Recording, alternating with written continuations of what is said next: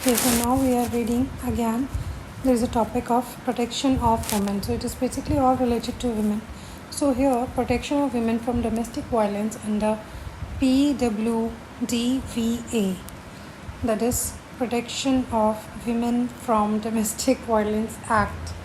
That act has been introduced in 2005. So why it is in news? So recently, Supreme Court ruled that women will have right to residence in the shared house, even it was rented or owned by their in-laws, and the husband had no ownership right over it.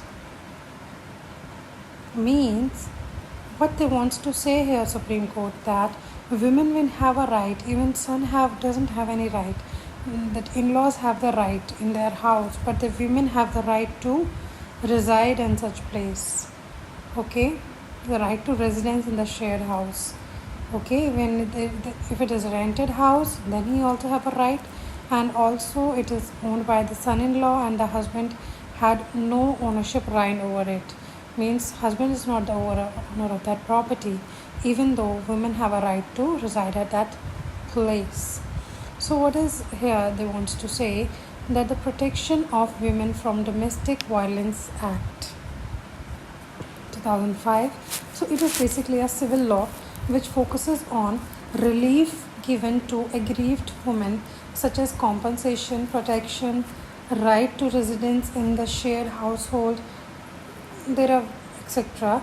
It basically enshrines principles of the UN Conventions on elimination of all forms of discrimination against women, that is CEDAW, that is Convention on Elimination of All Forms of Discrimination Against Women. India ratified in 1993. So domestic relationship is defined under the Act. So we'll go into this. That is a category of abuse and domestic violence. That could be a physical violence, that could be a sexual, that could be economical, and that could be a verbal, emotional. Okay, so in this act, it defines shared household as a place where the woman lives at or at any stage has lived in a domestic relationship, either by singly or along with the husband, and it includes the house owned or tenanted, that is tenanted.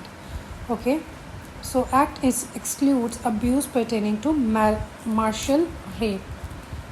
This act excludes abuse pertaining to martial rape. So protection against domestic violence under this act, women can seek financial compensation and they can get maintenance from their abuser in case they are living apart. It basically provides a right to secure housing, that is right to reside in the matrimonial or shared household whether or not she has any title or rights in the household. This right is basically secured by the residence order which is passed by the court.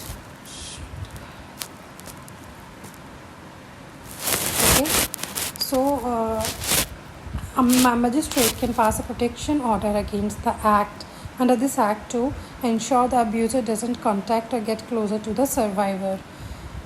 So domestic relationship as we know it as per the women, that is married women, mother, daughter, sister, live-in relationship, and family members like mothers and grandmothers.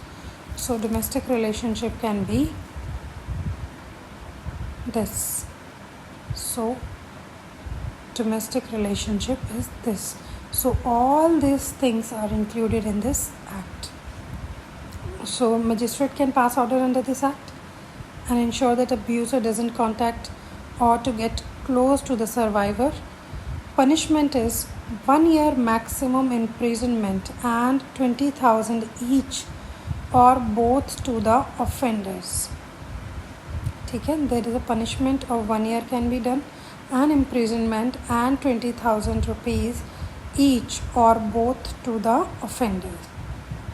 Means offender may go to 1 year imprisonment and 20,000 rupees, both he may need to pay. Now the protection officer provides for appointment of protection officers and NGO to help women for medical examination, legal aid, and safe shelter. Now, exclusion of liability of informant. Any person who has reason to believe that that act of domestic violence has been or is being or is likely to be committed means that has been or is being likely or is likely to be committed may give information about the concerned protection officer. Now, what is the related news here? That is maintenance rules. Recently, Supreme Court let down maintenance rules here. Supreme Court held that deserted wives and children are entitled to alimony maintenance from the husbands from the date they apply for it in a court of law. It will basically ensure uniformity of grant of maintenance available under various legislation as well as filling a lacuna that existed in the Hindu Marriage Act as well as Hindu Adoption and Maintenance Act, which does not specify when maintenance order would be enforceable. So earlier, important judgments on PWDAV, that is this act, as we know, that the Protection of Women and Domestic Violence Act. So adult male word was struck down from PWDA to lay down that a woman can also file a complaint against another woman. So it is an important thing that it is not about the male only. A woman can also file complaint against another woman accusing her for domestic violence. It is a Supreme Court judgment in 2016 was held. So under Protection of Women from Domestic Violence Act intends to safeguard women against marital abuse. That was not martial earlier, that is marital. That was a wrong mistake. Okay, will apply even after divorce. Means even after divorce women can go for safeguarding herself as per the Supreme Court judgment in 2018, and a live-in partner can seek maintenance as per Supreme Court judgment 2018. Granting maintenance does not depend on wife's earning. Means if wife is earning well, then it is not an excuse for a man to not to pay her maintenance as per High Court judgment in 2019. That is, the Delhi High Court judgment can be questioned in the Supreme Court. Now we have another article, that is sexual harassment. So sexual harassment, why it is in news? That is, several companies have not effectively implemented the provision of sexual harassment of women at workplace. That is basically a POSH Act, that is Prevention, Prohibition and Redressal Act 2013, or we can say POSH Act. Okay, protection from sexual harassment. Now the Sexual Harassment of Women at Workplace, that is Prevention, Prohibition or Redressal Act 2013. This act basically defines sexual harassment at workplace, creates a mechanism for redressal of complaints. So this act basically covers of quid pro quo harassment and hostile work environment as form of sexual harassment if they occur in connection with an act of behavior of sexual harassment. It basically provides safeguards against false and malicious charges. It was enacted to implement Vishakha guidelines laid down by the Supreme Court. Okay, so it is an important point here. It too was enacted to implement Vishakha guidelines laid down by the Supreme Court. So, okay, we need to remember this point, that it was enacted to implement Vishakha guidelines that has been laid down by the Supreme Court. So, online platform, that is SheBox, enable women employed to file complaints related to sexual harassment at workplace, hence ensuring effective implementation of 2013 Act. So, POSH Act applied in both sector, that is the formal sector and informal sector. So, informal sector also includes domestic workers. Okay, the household workers. So office with 10 or more employees require employees to create an internal compliant committee.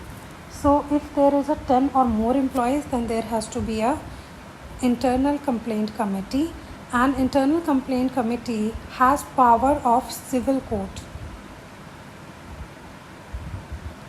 Okay, so the internal complaint committee should have membership from an NGO or association committed to cause of women.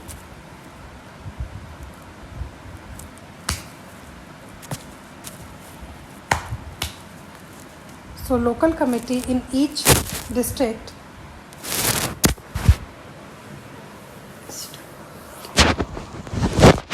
okay over